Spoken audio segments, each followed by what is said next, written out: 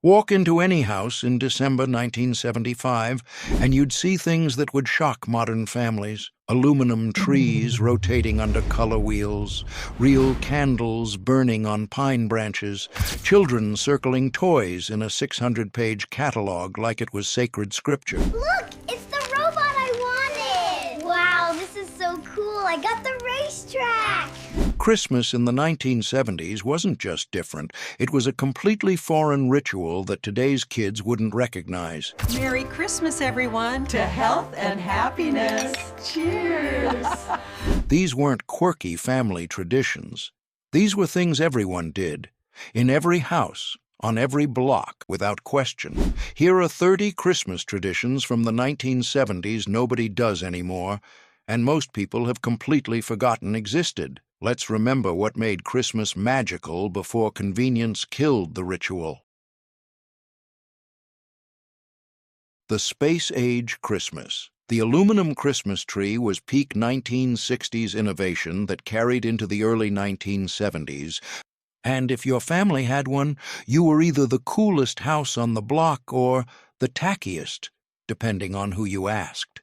These weren't real trees trying to look real. They were silver aluminum branches assembled on a pole, reflecting light like a giant metallic sculpture in your living room. The trees came disassembled in boxes. Each branch was aluminum foil strips twisted around wire, creating a shimmering surface. You'd assemble the tree by inserting color-coded branches into holes drilled in a central pole, green dots for bottom, red for middle, blue for top. Assembly took about an hour and required the whole family because the branches were delicate and easy to bend. You couldn't put lights on aluminum trees. The metal conducted electricity and created a fire hazard. Instead, you'd place a color wheel in front of it. This motorized disc had 4 colored sections: red, blue, green, yellow. A light bulb behind the disc would shine through the colors as the wheel slowly rotated, casting colored light onto the tree. The tree would change from red to blue to green to yellow in a hypnotic cycle that could entrance children for hours. The effect was mesmerizing and completely artificial. The tree didn't smell like pine. It didn't shed needles. It didn't feel like Christmas in any traditional sense, but it felt modern, futuristic, like something from the Jetsons. In the early 1970s, when space-age design was still aspirational, aluminum trees represented progress and modernity. The trees were controversial. Traditionalists hated them as tacky and un-Christmas-like. Modernists loved them as a rejection of outdated traditions. Churches condemned them as too commercial. Design magazines praised them as innovative. By the mid-1970s, aluminum trees were falling out of favor. The environmental movement was gaining strength, and artificial trees seemed wasteful. The Charlie Brown Christmas special had explicitly criticized aluminum trees, and that message was finally sinking in. The catalog that defined Christmas. The arrival of the Sears. Wish Book in October was the unofficial start of Christmas season in the 1970s. This wasn't just a catalog. It was a 600-page tome of possibility, a window into every toy, game, and gift available for purchase. When it arrived in the mailbox, children would fight over who got to look at it first. The Wish Book was organized by category, but kids only cared about one section: toys. This section was usually 100–150 pages of pure temptation: Barbie dolls, Hot Wheels, board games, action figures, bikes, chemistry sets. Everything was photographed in glossy color with prices clearly marked. The ritual was consistent across families. The painstaking tree decoration. Tinsel in the 1970s came in boxes of 500 or 1,000 individual strands, and the tradition was to place each strand on the tree individually. This wasn't prepackaged garland. This was hours of tedious work that separated the dedicated from the lazy. The process started after lights and ornaments were already on the tree. You'd open the box and carefully separate the strands, which stuck together with static electricity. Then, strand by strand, you'd drape them over tree branches, creating the illusion of icicles. The technique mattered. You didn't throw tinsel at the tree. That was lazy and created clumps. You carefully placed each strand, draping it so it hung straight down, catching light. This required patience, precision, and a tolerance for tedium that children rarely possessed. Families had different philosophies. Some believed in even distribution. Others believed in random placement. A few perfectionists believed in geometric patterns. The placement took hours. A typical tree might require 500, 1,000 strands, meaning an entire evening on this single task. Children were recruited to help, but rarely lasted long. Placing tinsel was boring, repetitive, and offered no immediate gratification. Kids would place a dozen strands, get distracted, and wander off. Parents would call them back, insist they help, and the cycle would repeat until parents gave up and finished the job themselves. The effect, when done well, was beautiful. The tinsel would catch light and reflect it, creating a shimmering, magical effect. The living room gallery. Christmas cards in the 1970s weren't just greetings, they were decorations.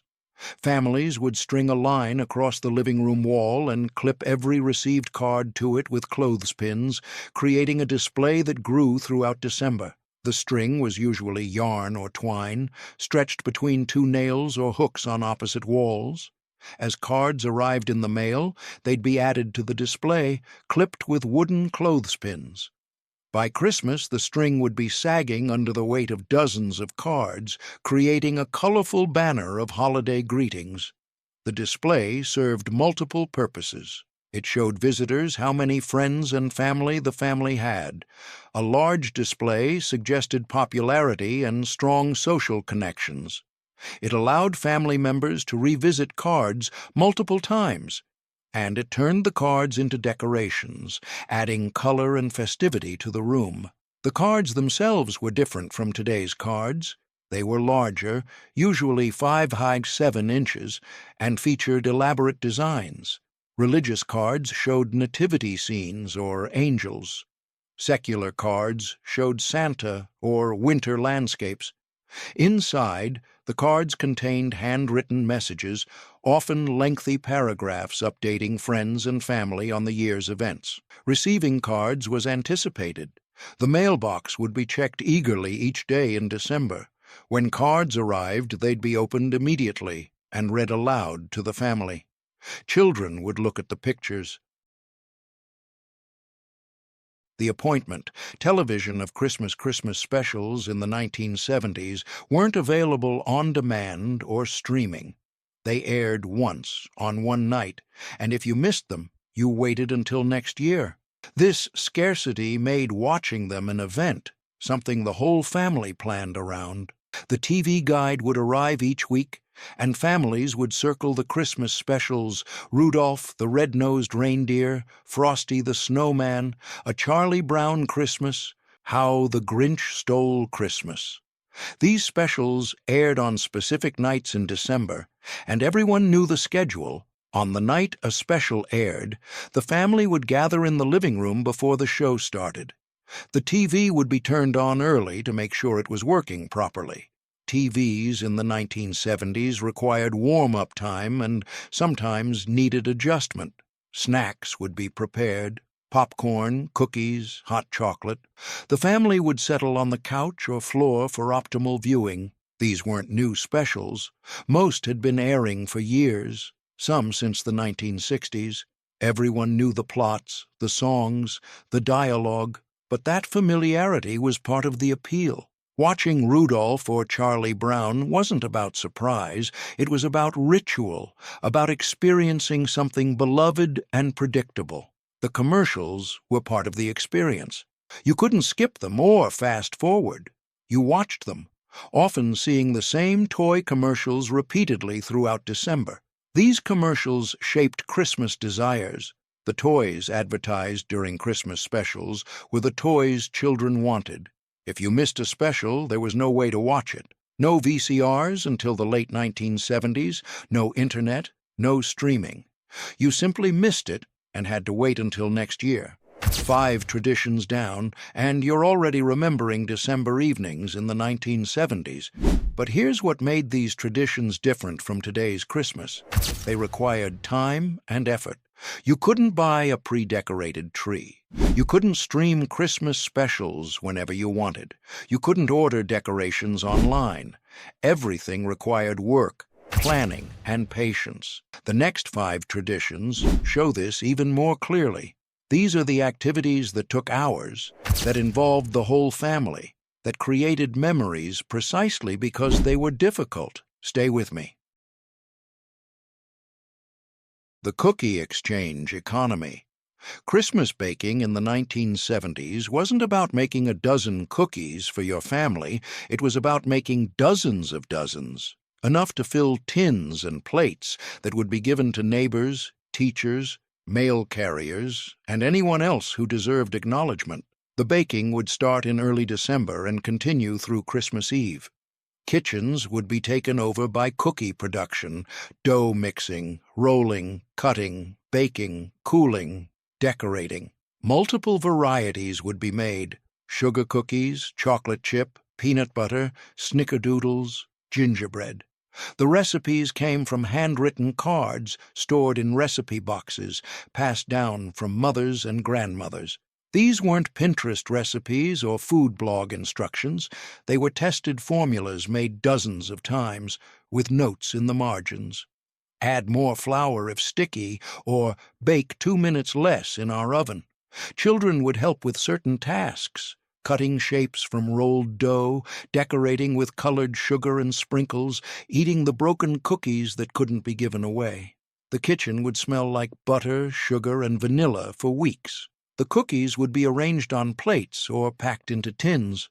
Each recipient would get a variety, 3 or 4 types of cookies arranged attractively. The plates would be covered with plastic wrap or aluminum foil. The tins would be closed and sometimes tied with ribbon. The edible garland. Stringing popcorn and cranberries to make garland for the tree-combined craft project, family activity, and frustration in equal measure. The concept was simple. Thread popcorn and cranberries onto string to create colorful, natural garland. The execution was tedious and often ended with tears. The process started with popping corn, plain popcorn, no butter or salt. The popcorn needed to be completely cool and slightly stale, which made it less likely to crumble when threaded. Fresh popcorn was too fragile and would disintegrate. Cranberries came from bags bought specifically for this purpose. Fresh cranberries were seasonal and available in December, making them perfect for Christmas crafts. They were firm, bright red, and added color to the white popcorn. Each person would get a needle and thread, a long piece, maybe 3 or 4 feet. You'd thread the needle, tie a large knot at the end to prevent everything from sliding off, and begin threading popcorn and cranberries alternately. The activity sounds simple but was actually difficult. The popcorn would crumble, especially if you pushed the needle through the wrong way. The cranberries would squirt juice when pierced, staining hands and clothes. The thread would tangle. The needle would slip and poke fingers. Children would start enthusiastically, make 1 strand, and quit. Adults would continue, making enough strands to decorate the tree. A typical tree might require 10 to 15 strands, each 3 or 4 feet long. This meant threading hundreds of pieces of popcorn and cranberries.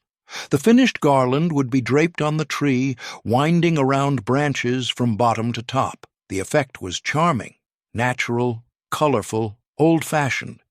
The garland represented homemade Christmas, a connection to simpler times when decorations were crafted rather than bought.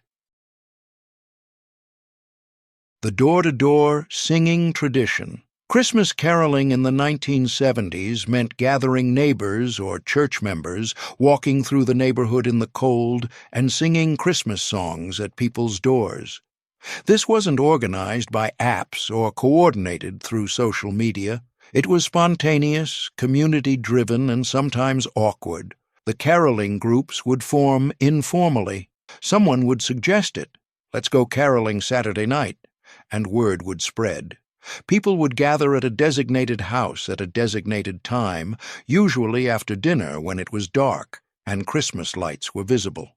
The group would walk from house to house, knocking on doors. When someone answered, the group would sing, usually one or two songs. The residents would stand in their doorway, listening politely, sometimes singing along. When the songs ended, there would be thank yous, Merry Christmases, and the group would move to the next house. The song selection was traditional: Silent Night, Jingle Bells, Deck the Halls, We Wish You a Merry Christmas. The annual letter-writing marathon. Writing Christmas cards in the 1970s was a major undertaking that consumed multiple December evenings. This wasn't typing a quick message or clicking send. It was handwriting personal messages in dozens of cards, addressing envelopes, stamping them, and mailing them. The process started with buying cards. Families would select a box of 25 or 50 cards with matching envelopes. The cards would feature religious scenes, winter landscapes, or Santa Claus. The inside would be blank or have a pre-printed message. Then came the list. Everyone who should receive a card. Family members, friends, co-workers, neighbors, old college roommates, distant relatives. The list might have 50, 75, even 100 names, each with an address carefully maintained and updated each year. The writing would happen over several evenings. One parent would sit at the kitchen table with the box of cards, the list, and a pen. Each card would be opened, and a personal message would be written inside. The messages varied by recipient. The agonizing anticipation. Christmas Eve in the 1970s meant going to bed early, or trying to, and waiting in agonizing anticipation for Christmas morning. There was no peeking at presents early, no opening one gift on Christmas Eve, no gradual unwrapping. You waited until Christmas morning, and the waiting was excruciating. The evening would follow a pattern: dinner, possibly church, then home to get ready for bed. Children would be sent to bed earlier than usual. Santa won't come if you're awake, even though everyone knew children wouldn't sleep. You'd lie in bed, listening for sounds. Footsteps downstairs, the rustle of paper, voices whispering. You'd try to sleep but couldn't.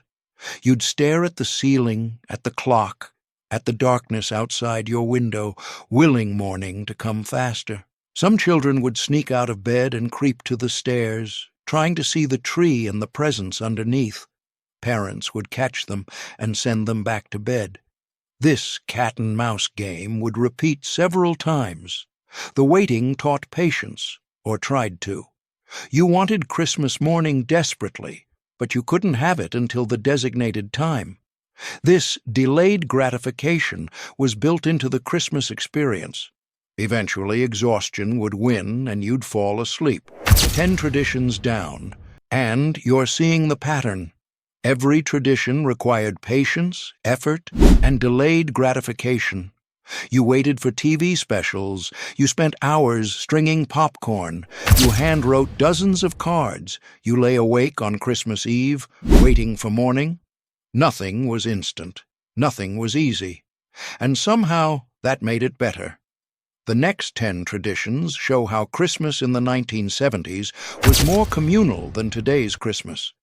These weren't activities you did alone with your immediate family. These were traditions that involved neighbors, extended family, and entire communities. Let's continue. The Neighborhood Light Tour. Driving around to look at Christmas lights was a major Christmas tradition in the 1970s, and it was different from today's light displays. There were no professional light shows, no synchronized music, no inflatable decorations. Just families decorating their houses with strings of colored lights, and other families driving around to look at them. The lights themselves were simple: strings of large colored bulbs, usually C7 or C9 size. The bulbs were red, green, blue, yellow, and orange, creating a rainbow effect. They'd be strung along the roof line, around windows, and on bushes. Some families would outline their entire house. Others would just do the front. The bulbs were incandescent and hot. They used significant electricity and occasionally caused fires. They'd burn out frequently, and finding the bad bulb in a string required testing each one individually. But they were bright and colorful and visible from the street.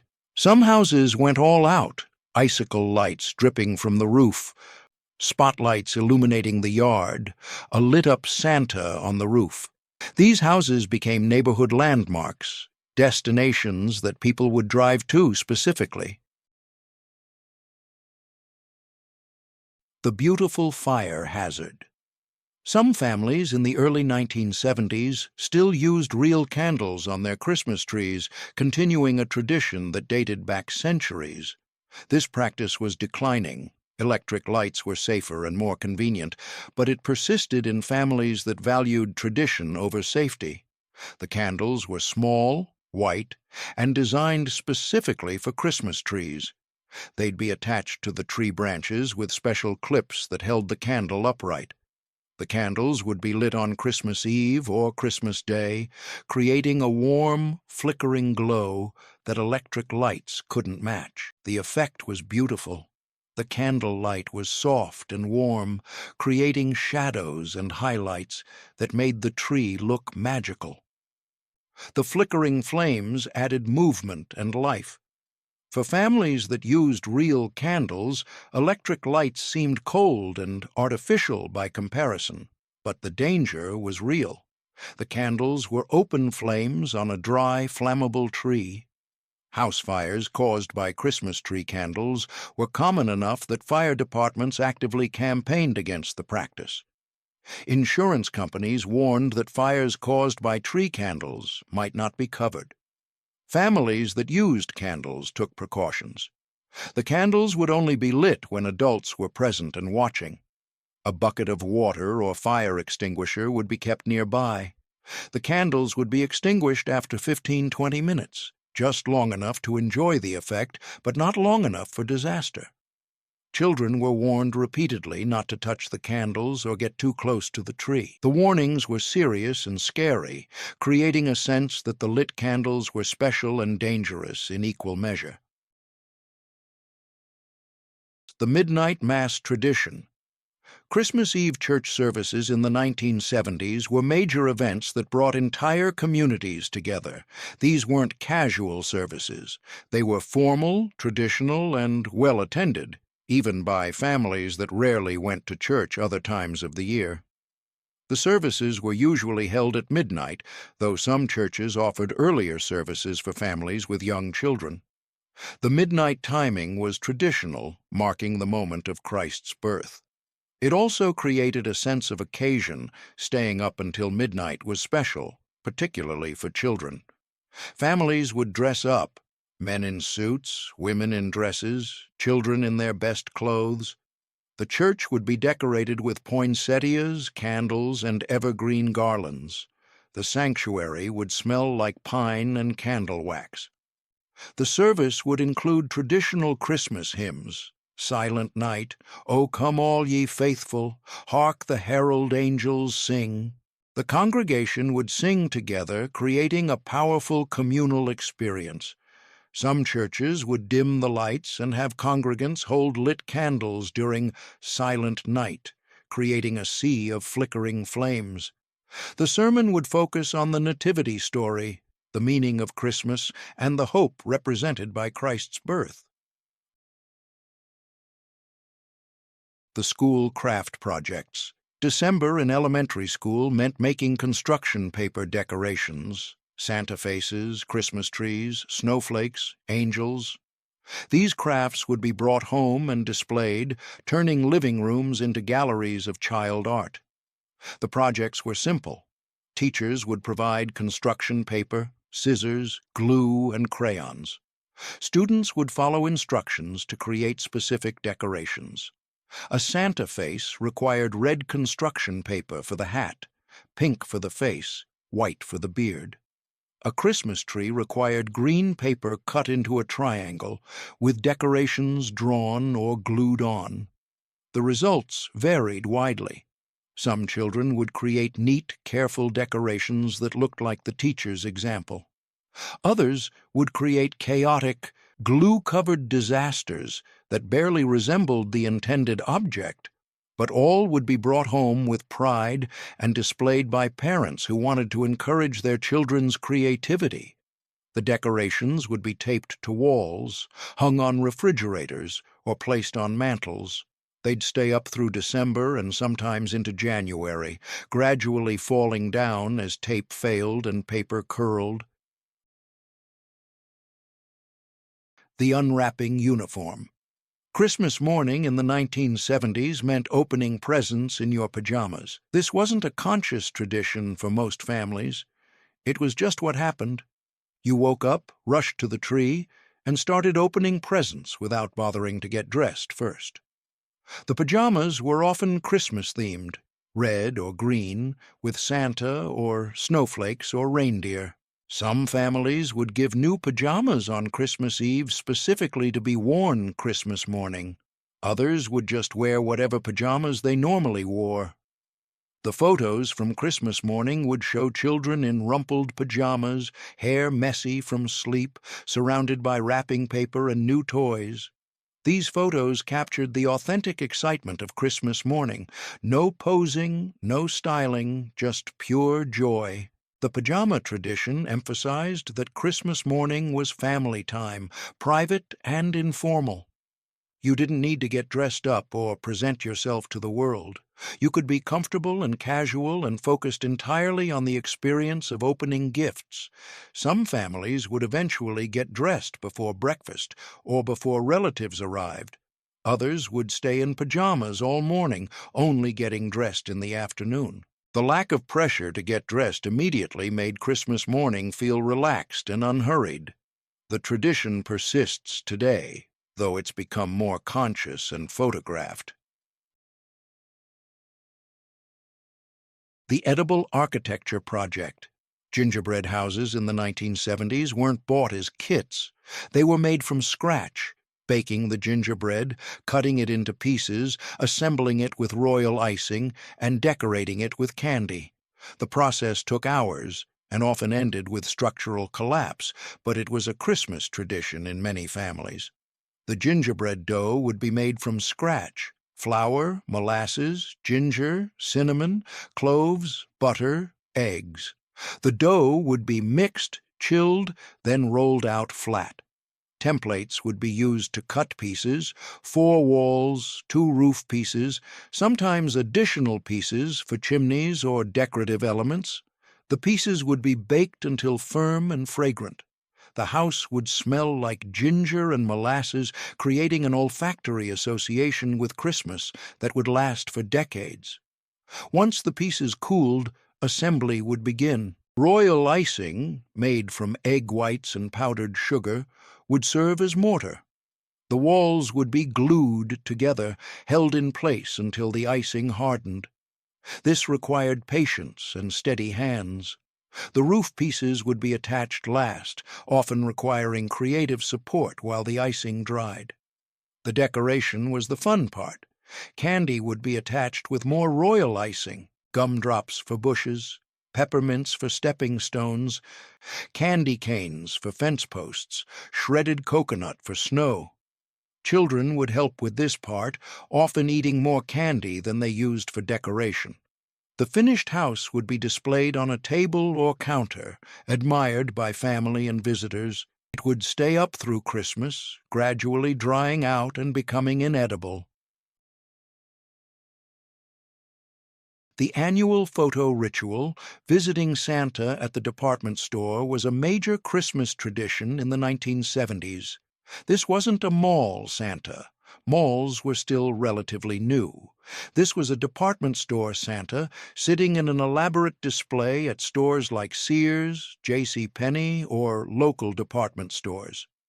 The display would be elaborate: a throne for Santa, artificial snow, decorated trees, sometimes animatronic elves or reindeer. The whole thing would be set up in the toy department or a special area of the store, visible from the main aisles. Families would make a special trip to see Santa. Children would be dressed in their best clothes. The visit would be planned and anticipated. Some families would go multiple times in December. Others would go once, making it a special event. The line to see Santa would be long, sometimes an hour or more. Parents and children would wait, slowly moving forward, watching other children sit on Santa's lap and whisper their wishes. The anticipation would build. When your turn finally came, you'd approach Santa. Younger children would be nervous or scared. Santa was a stranger, after all, and sitting on a stranger's lap was usually forbidden. The annual update. Christmas cards with family photos were less common in the 1970s than today, but they existed and represented a significant effort. Getting a good family photo, having it printed on cards, and mailing those cards required planning and expense. The photo would be taken specifically for the Christmas card, usually in November. Some families would hire a professional photographer. Others would use a camera with a timer, setting it up on a tripod and rushing to get in position before it clicked. Getting everyone to look at the camera simultaneously with acceptable expressions was challenging. Multiple attempts would be needed. Children would squirm, blink, or make faces. Adults would look stiff or uncomfortable. Eventually, one photo would be deemed good enough. The photo would be taken to a printing company that specialized in Christmas cards. The photo would be printed on cardstock with a Christmas message, "Merry Christmas from the Smith family," or similar. The printing took time, usually a week or two, and cost significant money. When the cards arrived, they'd be addressed and mailed like regular Christmas cards, but they carried extra weight.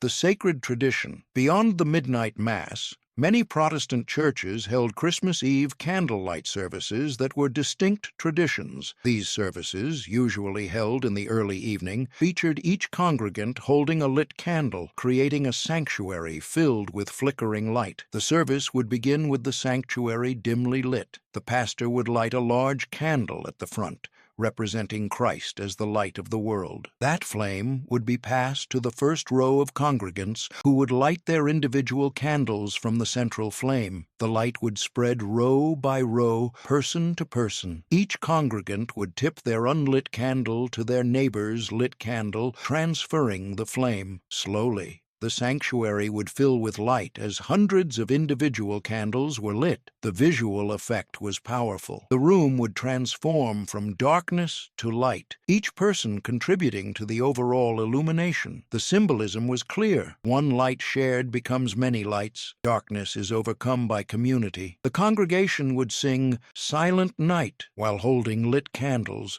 creating a moment of profound beauty and connection. The Edible Art Project. Sugar cookie decorating in the 1970s was a major production involving homemade cookies, homemade royal icing, and hours of detailed work. This wasn't squirting icing from a tube. This was piping intricate designs, flooding cookies with smooth icing, and creating edible art. The cookies would be baked days before decorating, cut into Christmas shapes: trees, stars, bells, Santa, reindeer. They'd be cooled completely and stored until decorating day. The royal icing would be made from scratch, egg whites and powdered sugar beaten until stiff and glossy. The icing would be divided into portions and colored with food coloring: red, green, blue, yellow. Each color would go into a piping bag or a makeshift bag made from a plastic sandwich bag with the corner cut off. The decorating would happen at the kitchen table with cookies spread out and icing bags ready. The technique required patience and steady hands. You'd pipe an outline around the cookie's edge, then flood the interior with thinned icing using a toothpick to spread it evenly. The sequenced opening ritual. Christmas morning in the 1970s followed a specific sequence. Stockings first, then presents. This wasn't negotiable. It was the order of operations, and deviating from it was unthinkable. The stockings would be hung on the mantel or staircase railing on Christmas Eve. They'd be empty when children went to bed and full when they woke up. The filling was mysterious. No one saw it happen, which maintained the Santa magic. On Christmas morning, children would rush to their stockings first. Each child had their own stocking, usually handmade or personalized with their name. The stockings would be bulging with small gifts and candy. The unpacking would happen methodically. You'd reach into the stocking and pull out items one by one: an orange in the toe, traditional, candy canes, small toys, maybe a book or puzzle. Each item would be examined, exclaimed over, and set aside before reaching for the next. The stocking gifts were smaller and less expensive than the presents under the tree, but they were important. They extended the gift-opening experience, created anticipation for the bigger gifts to come, and provided immediate gratification while the family gathered. The rule was strict.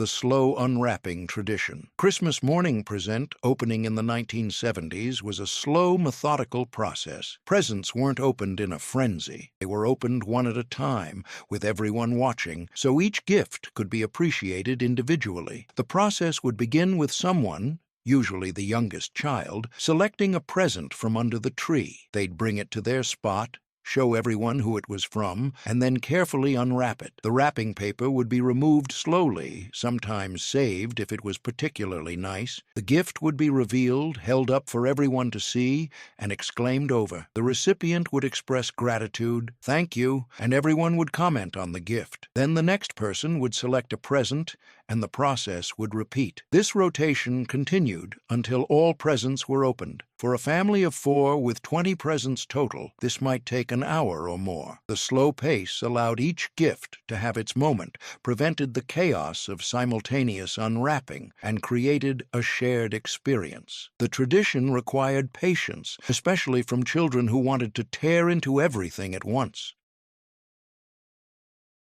The reuse tradition. Wrapping paper in the 1970s was expensive enough that many families would save it for reuse. After opening presents, the paper would be carefully smoothed out, folded, and stored for next year. Bows and ribbons would be saved and reused multiple times. The saving process happened immediately after gift opening. Someone, usually Mom, would collect the wrapping paper, smooth out the wrinkles, and fold it neatly. Paper that was torn or too wrinkled would be discarded, but usable paper would be saved. Bows would be removed from packages carefully, trying not to damage them. They'd be collected in a bag or box and stored with the wrapping paper. Some families would use the same bows for years, recognizing specific bows that appeared Christmas after Christmas. The reuse wasn't just about saving money, it was about not being wasteful. Throwing away perfectly good wrapping paper felt wrong, especially to people who'd lived through the Depression or World War II rationing. You used things until they were truly used up, then used them a little more. The saved wrapping paper would be stored in a closet or attic, brought out the following December. Some families would have wrapping paper from multiple years.